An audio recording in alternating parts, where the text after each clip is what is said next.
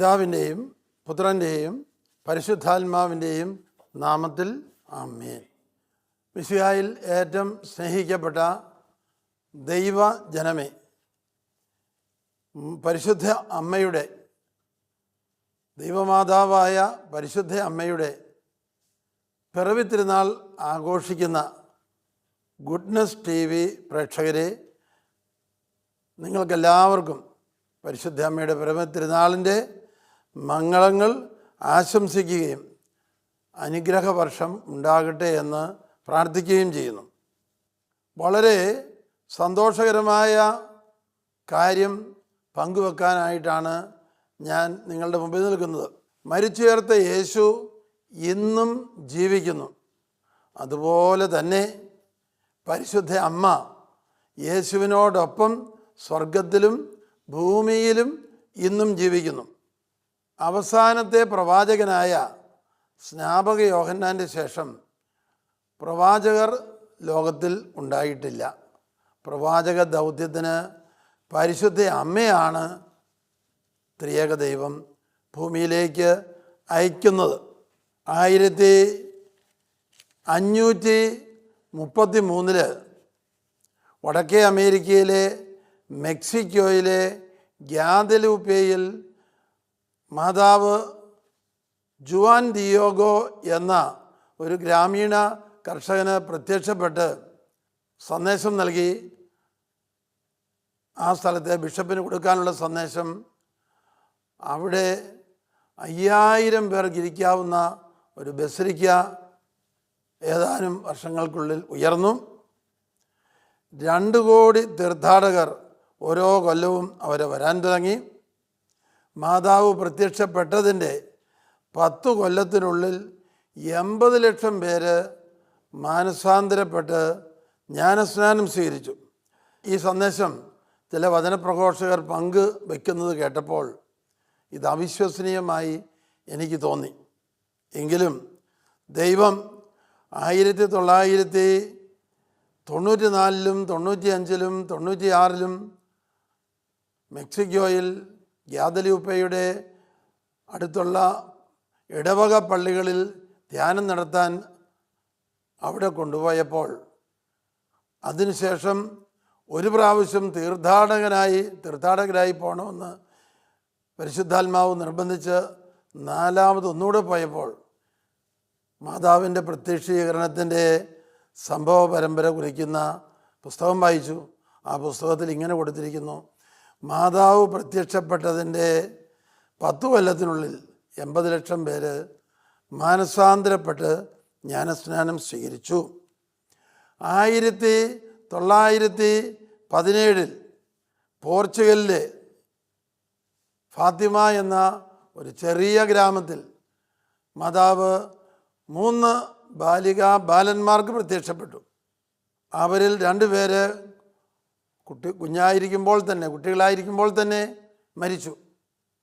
Lucy പ്രായപൂർത്തിയായി മഠത്തിൽ ചേർന്ന് കുറേ നാളും ജീവിച്ച ശേഷമാണ് മരിച്ചത്.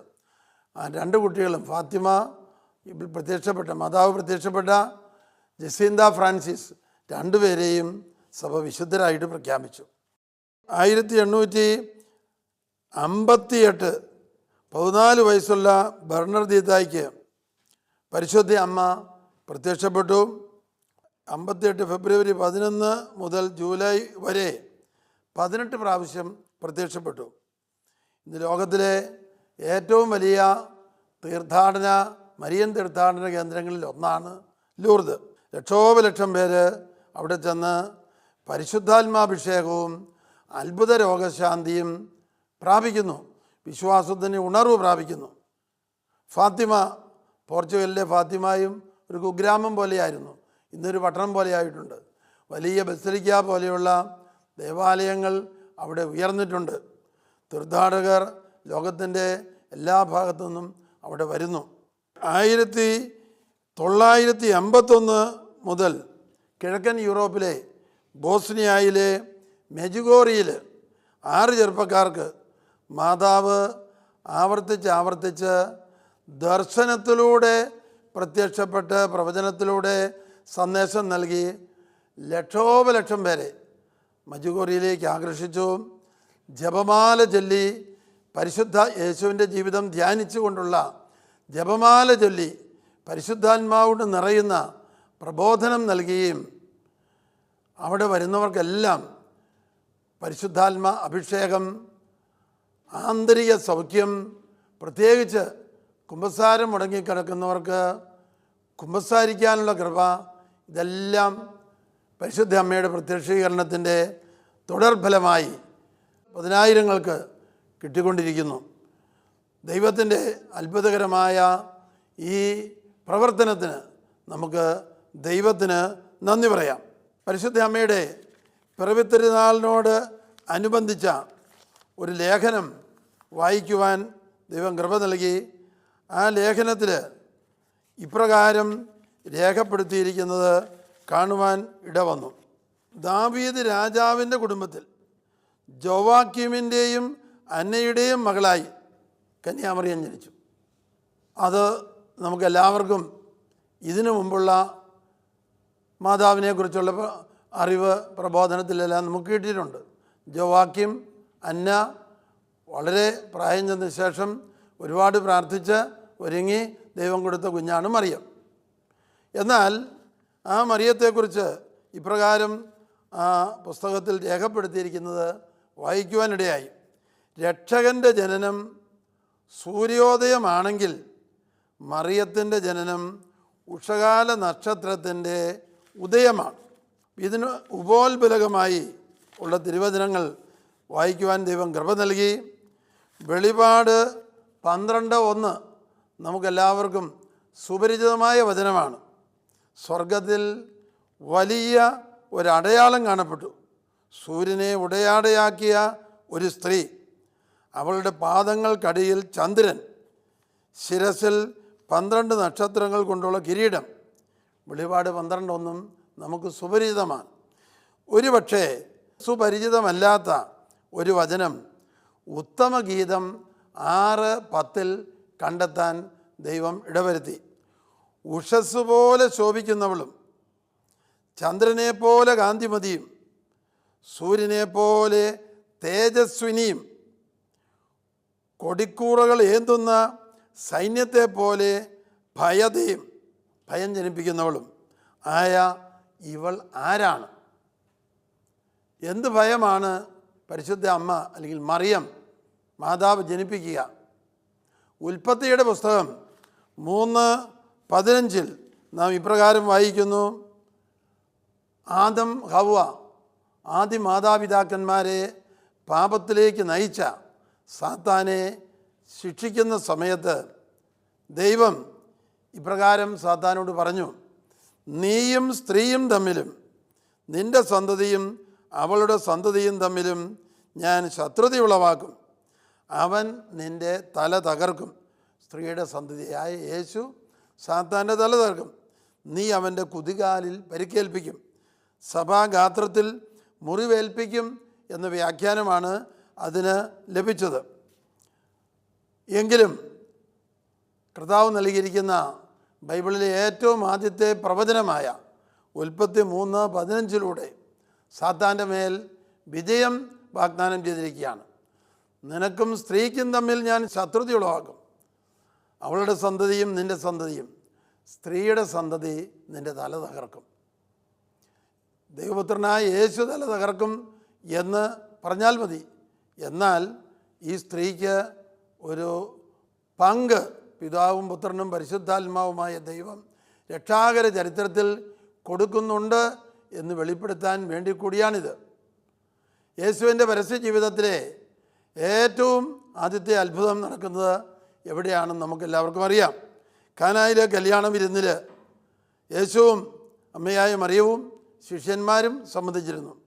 പരിശുദ്ധ അമ്മ വളരെ വേഗം തിരിച്ചറിഞ്ഞു ആ കല്യാണ വിരുന്നിന് അത്യാവശ്യമായ വീഞ്ഞ് തീർന്നു പോയി കഴിഞ്ഞിരുന്നു. അമ്മ മകനോട് പറഞ്ഞു, മകനെ, അവരുടെ അത്യാവശ്യ ഭക്ഷണ സാധനമായി വീഞ്ഞ് കുറഞ്ഞു പോയിരിക്കുന്നു. ഉടനെ യേശു പറഞ്ഞു, സ്ത്രീയെ, എനിക്കും നിനക്കും എന്ത്? എൻ്റെ സമയം ഇനിയും ആഗതമായിട്ടില്ല. അത്ഭുതം പ്രവർത്തിക്കാനും പരസ്യ ജീവിത ശുശ്രൂഷയുടെയും സമയമായിട്ടില്ല. എങ്കിലും മാതാവ് പരിശുദ്ധ അമ്മ അവിടെയുള്ള ജോലിക്കാരോട് പറഞ്ഞു, അവൻ പറയുന്നത് പോലെ ചെയ്യുക, യേശുവിൻ്റെ വചനപ്രകാരം ചെയ്യുക. അവിടെ 6 കൽഭരണികൾ നിറയെ വെള്ളം ശേഖരിക്കാൻ യേശു പറഞ്ഞു. അവർ ശേഖരിച്ചു. യേശുവിൻ്റെ സാന്നിധ്യത്തിൽ വെള്ളം വീഞ്ഞായി മാറി. പരിശുദ്ധ അമ്മയുടെ മാധ്യസ്ഥത്തിൻ്റെ ശക്തി ലോകത്തെ വെളിപ്പെടുത്തി കൊടുക്കുവാൻ, ലോകത്തിന് മനസ്സിലാക്കി കൊടുക്കുവാൻ അത് എഴുതപ്പെട്ടിരിക്കുന്നു യോഹന്നാൻ 2-ാം അധ്യായത്തിൽ. പ്രിയപ്പെട്ടവരെ, നമുക്ക് ദൈവത്തെ സ്തുതിക്കാം. നമുക്ക് സർവശക്തയായ നമ്മുടെ അനുദിന ജീവിതത്തിൽ ഇടപെടുവാൻ തൽപരയായ ഒരു അമ്മയുണ്ട്. യേശുവിൻ്റെ അമ്മ നമ്മുടെയും അമ്മയാണ്. ഇതത്ര മനോഹരമായി അടുത്ത കാലങ്ങളിൽ ഗാനരൂപത്തിൽ നമ്മൾ പാടിയിട്ടുണ്ട്. അപ്പോൾ യേശുവിൻ്റെ അമ്മ നമ്മുടെ അമ്മയാണ്. ലോകമാതാവാണ് യേശുവിൻ്റെ അമ്മ എന്ന് പ്രഭാഷകൻ 40:1 പ്രകീർത്തിച്ചിരിക്കുന്നു. ഓരോരുത്തർക്കും ധാരാളം ജോലി നിശ്ചയിക്കപ്പെട്ടിട്ടുണ്ട്. പ്രഭാഷകൻ 40:1. ഓരോരുത്തർക്കും ധാരാളം ജോലി നിശ്ചയിക്കപ്പെട്ടിട്ടുണ്ട്. മാതാവിൻ്റെ ഉദരത്തിൽ നിന്ന് പുറത്തു വരുന്ന നിമിഷം മുതൽ സർവരുടെയും മാതാവിൻ്റെ അടുത്തേക്ക് മടങ്ങുന്നത് വരെ ആദത്തിൻ്റെ സന്തതികളുടെ മേൽ ഭാരമുള്ള നുകം വയ്ക്കപ്പെട്ടിരിക്കുന്നു. എന്താണ് ഇതിൻ്റെ അർത്ഥം അല്ലെങ്കിൽ പൊരുൾ? മാതാവിൻ്റെ ഉദരത്തിൽ നിന്ന് പുറത്തു വരുന്ന നിമിഷം മുതൽ, അമ്മയുടെ ഉദരത്തിലായിരിക്കുമ്പോൾ മുതൽ അമ്മയുടെയും അപ്പൻ്റെയും കുടുംബാംഗങ്ങളുടെയും വൈകാരിക സംഘർഷങ്ങൾ ഉദരത്തിൽ കിടക്കുന്ന ശിശുവിന് ലഭിക്കും. അത് മുറിവേൽപ്പിക്കും. കുഞ്ഞായിട്ട് ജീവിക്കുന്ന കാലത്തും സാഹചര്യങ്ങൾ, ചുറ്റുമുള്ള സാഹചര്യങ്ങളിലെ വിപരീത അനുഭവങ്ങൾ കൊച്ചുകുട്ടിയിലും ധാരാളം അബോധ മനസ്സിൽ, ഉപബോധ മനസ്സിൽ മുറിവുകൾ അവശേഷിപ്പിക്കും. അങ്ങനെ നമ്മുടെ തല നിറച്ച് മുറിവുകൾ കാണും. ഉപേക്ഷിക്കപ്പെട്ട അനുഭവം, നിന്ദിക്കപ്പെട്ട അനുഭവം, അവഗണിക്കപ്പെട്ട അനുഭവം, കളിയാക്കപ്പെട്ട അനുഭവം, അനീതി, നമ്മുടെ അനീതിപരമായ നീതിയില്ലാത്ത പെരുമാറ്റങ്ങൾ, ഇതെല്ലാം നമ്മുടെ തലയിൽ ചുമന്നുകൊണ്ടാണ് നമ്മൾ നടക്കുന്നത്. എന്നാൽ സർവരുടെയും മാതാവിൻ്റെ അടുത്തേക്ക് മടങ്ങുന്നത് വരെ ജപമാല ചൊല്ലി പ്രാർത്ഥിക്കുമ്പോൾ പരിശുദ്ധാത്മാഭിഷേകം ലഭിക്കുന്നു, ആന്തരിക സൗഖ്യം ലഭിക്കുന്നു, പൈശാചിക പീഡ മാറുന്നു. യേശുവിൻ്റെ മുഴുവൻ ജീവിതം ധ്യാനിച്ചുകൊണ്ട് പരിശുദ്ധ അമ്മയുടെ ജപമാല ചൊല്ലുമ്പോൾ ആ ചൊല്ലുന്ന വ്യക്തികൾക്ക്, ചുറ്റുമുള്ളവർക്ക്, നമ്മൾ ആർക്കെല്ലാം വേണ്ടി നിയോഗം വയ്ക്കുന്നുവോ അനേകായിരങ്ങൾക്ക് പരിശുദ്ധാത്മാഭിഷേകവും ആന്തരിക സൗഖ്യവും പൈശാചിക പീഡകളിൽ നിന്ന് മോചനവും ലഭിക്കുന്നു. ഇത് ലോകം മുഴുവൻ അറിയേണ്ട ഒരു സുവാർത്തയാണ്, ഒരു സദ്വാർത്തയാണ്. അതിനാൽ പ്രിയപ്പെട്ടവരെ, നമുക്ക് മാതാവിൻ്റെ അതിമനോഹരമായ സ്തോത്രഗീതം ചൊല്ലിക്കൊണ്ട് നമുക്ക് ദൈവത്തെ സ്തുതിക്കാം. മറിയം പറഞ്ഞു, എൻ്റെ ആത്മാവ് കർത്താവിനെ മഹത്വപ്പെടുത്തുന്നു, എൻ്റെ ചിത്തം എൻ്റെ രക്ഷകനായ ദൈവത്തിൽ ആനന്ദിക്കുന്നു. അവിടുന്ന് എൻ്റെ ദാസിയുടെ താഴ്മയെ കടാക്ഷിച്ചു. ഇപ്പോൾ മുതൽ സകല തലമുറകളും എന്നെ ഭാഗ്യവതി എന്ന് വികീർത്തിക്കും. ഹല്ലേലൂയ. ലൂക്ക 1:46 മുതൽ 48 വരെ വചനങ്ങൾ. മറിയം പറഞ്ഞു, എൻ്റെ ആത്മാവ് കർത്താവിനെ മഹത്വപ്പെടുത്തുന്നു. സ്വയം കേന്ദ്രീകൃത ജീവിതമല്ല, ദൈവമഹത്വം ലക്ഷ്യമാക്കിയുള്ള ജീവിതം. എൻ്റെ ആത്മാവ് കർത്താവിനെ മഹത്വപ്പെടുത്തുന്നു, എൻ്റെ ചിത്തം എൻ്റെ രക്ഷകനായ ദൈവത്തിൽ ആനന്ദിക്കുന്നു. അവിടുന്ന് തൻ്റെ ദാസിയുടെ താഴ്മയെ കടാക്ഷിച്ചു. ഇപ്പോൾ മുതൽ സകല തലമുറകളും എന്നെ ഭാഗ്യവതി എന്ന് വിളിക്കുന്നു. കർത്താവ് തൻ്റെ ദാസിയുടെ താഴ്മയെ തൃക്കൺ പാർത്തു. മറിയം ദൈവതിരുവിഷ്ടത്തിൻ്റെ ദാസിയാണ്. സങ്കീർത്തനം 116:12 യേശു കുരിശുമരണത്തിലേക്ക് കടന്നു ചെല്ലുന്നതിന് പ്രവേശിക്കുന്നതിന് മുമ്പ് ഒരു പ്രാർത്ഥന ചൊല്ലിയിട്ടുണ്ട്. സങ്കീർത്തനം 116:16. പിതാവേ, ഞാൻ അങ്ങയുടെ ദാസനും അങ്ങയുടെ ദാസിയുടെ പുത്രനുമാണ്. യേശുവിൻ്റെയും പരിശുദ്ധ അമ്മയുടെയും ജീവിത ശൈലിയും ലക്ഷ്യവും പിതാവായ ദൈവത്തിൻ്റെ തിരുവിഷ്ടം നിറവേറ്റുന്ന ദാസനും ദാസിയുമാവുക. യോവേൽ പ്രവചനം പറഞ്ഞു 2:28-32, എൻ്റെ ദാസന്മാരുടെയും ദാസികളുടെയും മേൽ ഞാൻ എൻ്റെ ആത്മാവിനെ വർഷിക്കും. മറിയത്തിൻ്റെയും യേശുവിൻ്റെയും ഏറ്റവും ഉന്നതമായ മാതൃക പിൻചെന്തുകൊണ്ട് ദൈവ തിരുവിഷ്ടത്തിൻ്റെ ദാസരായി ദൈവസ്വരം ശ്രവിച്ച് ദൈവദാസരായി ജീവിക്കുമ്പോൾ ഓൺഗോയിങ് ആയിട്ടുള്ള തുടർച്ചയായിട്ടുള്ള ഓരോ ദിവസവുമുള്ള പരിശുദ്ധാത്മാഭിഷേകം നമുക്ക് കിട്ടും. തദ്വാര അതുവഴി ഫലപ്രദമായ പ്രേക്ഷിത വേല ചെയ്യാനും ദൈവവചനം പഠിച്ച് മറ്റുള്ളവർക്ക് പറഞ്ഞു കൊടുക്കാനും സുവിശേഷ ശുശ്രൂഷയിൽ മുന്നേറാനും നമുക്ക് സാധിക്കും. പ്രിയപ്പെട്ടവരെ, ഇങ്ങനെയുള്ള മഹത്തരമായ മഹോന്നതമായ ഒരു ആത്മീയതയിലേക്ക് പരിശുദ്ധ അമ്മയുടെ പിറവി തിരുനാൾ നമ്മെ ക്ഷണിക്കുകയാണ്. ടു ബിക്കം ലൈക്ക് ജീസസ്, യേശുവിനെ പോലെയാവുക. മനുഷ്യ വർഗത്തിന്, മനുഷ്യ സമൂഹത്തിന് ഇനിയും രണ്ടാമതൊരു മാതൃക എടുത്തു പറയാനുണ്ടെങ്കിൽ അത് മറിയത്തെ പോലെയാവുക, യേശുവിനെ പോലെയാവുക. യേശുവിൻ്റെ ജീവിതം അനുകരിച്ച യേശുവിൽ നിറഞ്ഞ ആ പരിശുദ്ധ അമ്മയുടെ ജീവിതം അനുഗമിക്കുക, ജീവിത മാതൃക അനുകരിക്കുക. പ്രിയപ്പെട്ടവരെ, ഈ മഹോന്നതമായ ഒരു ആത്മീയതയിലേക്ക് നമ്മളെ വിളിക്കുന്ന ദൈവത്തിന് നമുക്ക് കോടാനുകൂടി നന്ദി പറയാം. ലോകമെമ്പാടും ഉള്ളവർ ഇപ്പോൾ മുതൽ എല്ലാ തലമുറയും എന്നെ അനുഗ്രഹീത എന്ന് വിളിക്കും എന്ന് പറഞ്ഞ ആ പ്രവചനം പൂർത്തീകരിച്ചുകൊണ്ട് നമുക്കിപ്പോൾ ഏറ്റുചൊല്ലാം.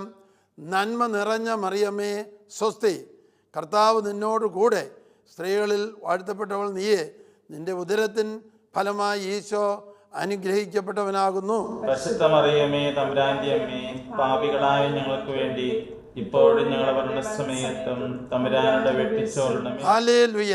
യേശുവിൻ്റെ അമ്മയായ പരിശുദ്ധ അമ്മയെക്കുറിച്ച് സംസാരിച്ചു കൊണ്ടിരിക്കുന്ന ഇപ്പോൾ കേട്ടുകൊണ്ടിരിക്കുന്നവർക്ക് രോഗശാന്തികൾ ലഭിക്കുന്നു എന്ന് എനിക്കുള്ളിൽ അനുഭവപ്പെടുന്നുണ്ട്.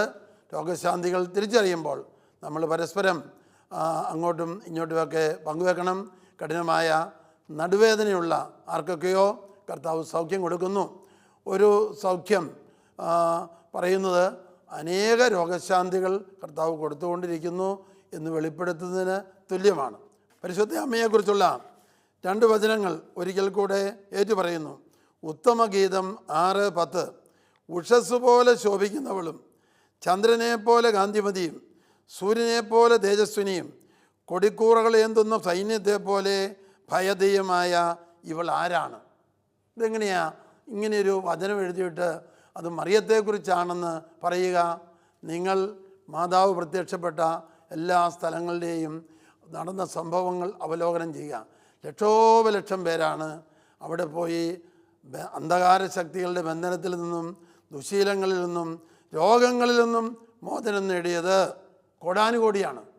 തെക്കേ ഇന്ത്യയിലെ വേളാങ്കണ്ണിയിലും കേരളത്തിലെ വല്ലാർപാടത്തുമെല്ലാം ലക്ഷോപലക്ഷങ്ങൾ മരിയൻ തീർത്ഥാടന കേന്ദ്രങ്ങളിൽ ചെന്നിട്ടുണ്ടെങ്കിൽ അതെല്ലാം അവിടെ നൽകുന്ന പരിശുദ്ധാത്മാഭിഷേകത്തിൻ്റെയും വചന ശക്തി അഭിഷേകത്തിൻ്റെയും എണ്ണമില്ലാത്ത ശാരീരികവും മാനസികവുമായ സൗഖ്യത്തിൻ്റെയും ഒരു കണത്താലാണ് ജനലക്ഷങ്ങളും ജനകോടികളും ഇവിടെയെല്ലാം ഓടിക്കൂടിയിട്ടുള്ളത്. നല്ല ദൈവത്തിന് 1000 10,000 നന്ദി പറയാം. മാലാഖായുടെ അഭിവാദനത്തെയും നമ്മൾ ചൊല്ലുന്ന നന്മ നിറഞ്ഞ മറിയമേ എന്ന പ്രാർത്ഥനയെയും കുറിച്ച് വിശുദ്ധ ബെർണാർഡ് ഇപ്രകാരം പറഞ്ഞിട്ടുണ്ട്. നന്മ നിറഞ്ഞ മറിയമേ സ്വസ്തി എന്ന പ്രാർത്ഥന പൈശാചിക പീഡകളെ നിർവീര്യമാക്കും. ഒന്ന്, പരിശുദ്ധ അമ്മയ്ക്ക് അന്ധകാര ശക്തികളുടെ മേൽ അധികാരം നമ്മുടെ കർത്താവ് കൊടുത്തിട്ടുണ്ട്. 2, നന്മ നിറഞ്ഞ മറിയമേ എന്ന് തുടങ്ങുന്ന നമസ്കാരത്തിൽ 3 ദൈവവചനം ഉൾച്ചേർന്നിട്ടുണ്ട്. ആ ദൈവവചനം നമുക്കറിയാവുന്നതുപോലെ മത്തായി 8:16-17 അവൻ വചനം കൊണ്ട് അശുദ്ധാത്മാക്കളെ പുറത്താക്കുകയും എല്ലാ രോഗികളെയും സുഖപ്പെടുത്തുകയും ചെയ്തു. 3 ദൈവവചനം ഉൾച്ചേർന്നിട്ടുണ്ട്.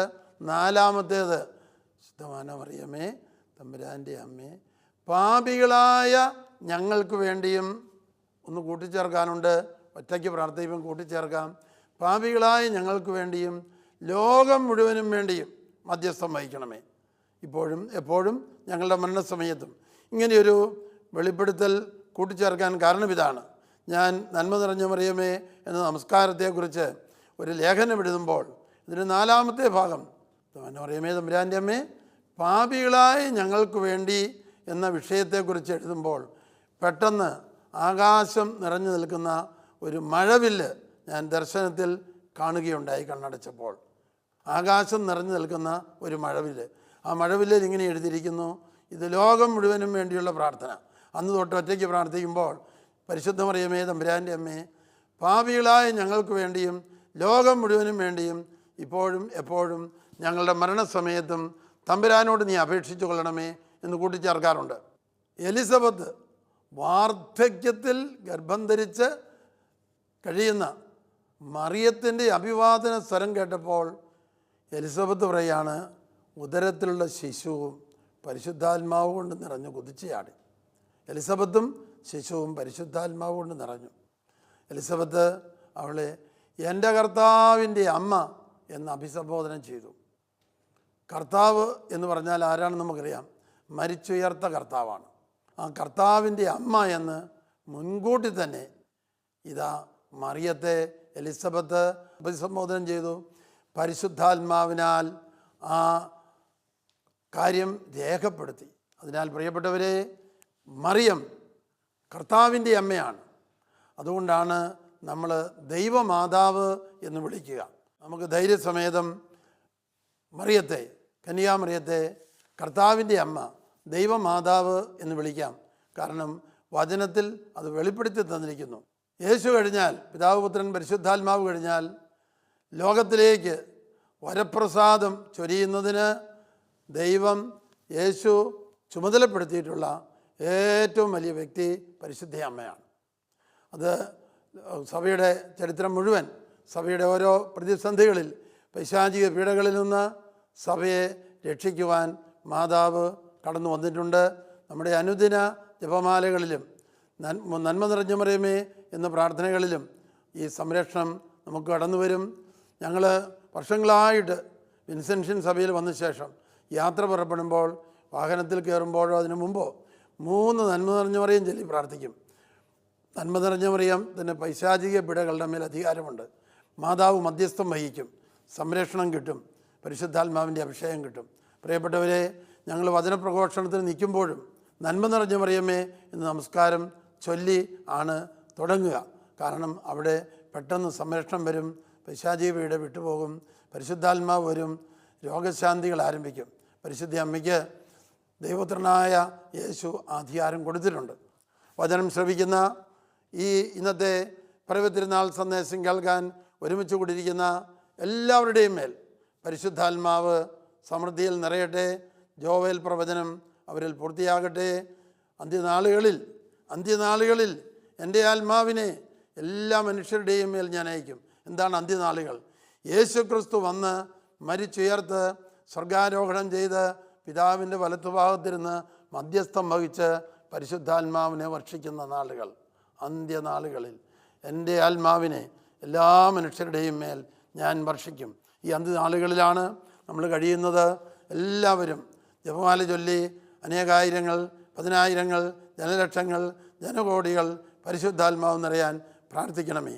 നമുക്ക് പരസ്പരം പ്രാർത്ഥിക്കാം.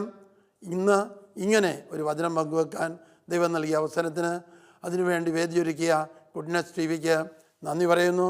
ഗുഡ്നസ് ടിവിയുടെ എല്ലാ പ്രവർത്തകരെയും സമൃദ്ധമായ ദൈവാനുഗ്രഹത്താൽ അഭിഷേകം ചെയ്യട്ടെ എന്ന് പ്രാർത്ഥിക്കുന്നു. പിതാവിൻ്റെയും പുത്രൻ്റെയും പരിശുദ്ധാത്മാവിൻ്റെയും നാമത്തിൽ ആമേൻ.